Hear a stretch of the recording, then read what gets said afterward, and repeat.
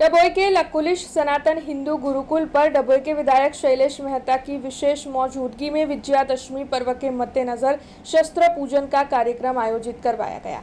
डभोई के कायावरोहन निकट लकुलिश सनातन हिंदू गुरुकुल मौजूद है, जहां पर विजयादशमी पर्व के मद्देनजर शस्त्र पूजन का विशेष कार्यक्रम आयोजित करवाया गया था।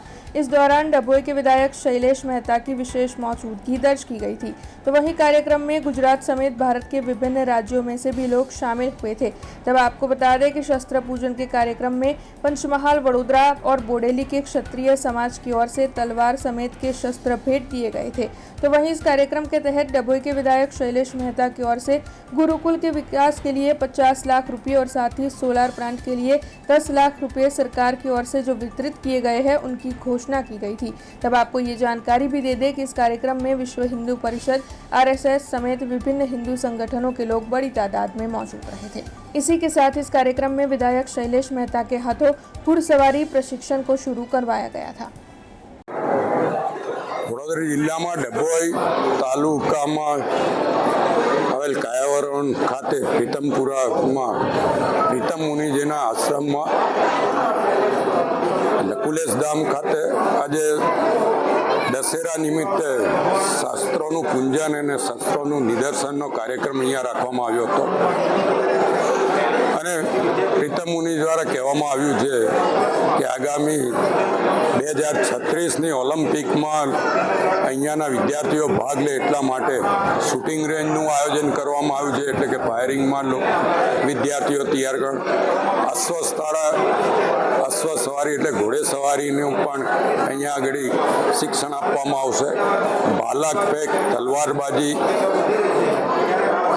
બાણ વિદ્યા, ધનુષ્ય બાણ એની પણ અહીંયા વિદ્યા આપવામાં આવશે અને અહીંયાથી તૈયાર થયેલા વિદ્યાર્થીઓ ઓલિમ્પિકમાં ભાગ લે એના માટેનો એમનો જે પ્રયત્ન છે એને બિરદાવું છું અને અભિનંદન આપું છું।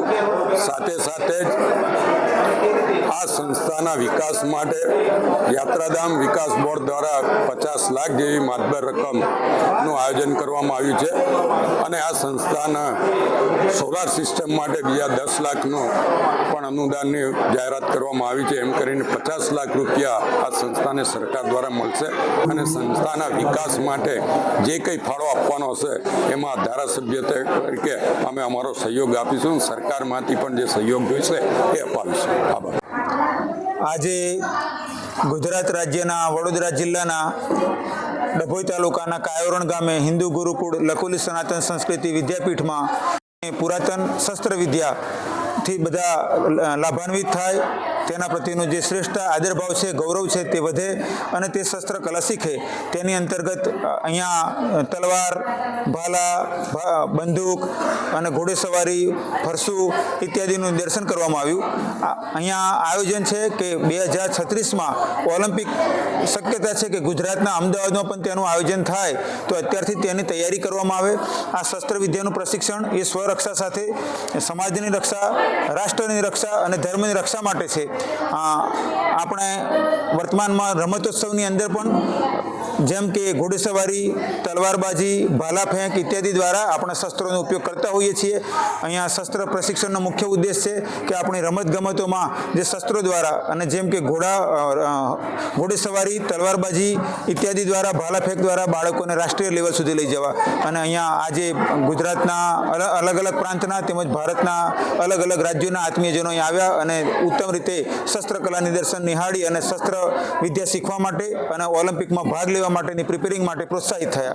हमसे जुड़े रहने के लिए हमारे YouTube चैनल को सब्सक्राइब करें और नई वीडियो की नोटिफिकेशन के लिए बेल आइकॉन को दबाएं।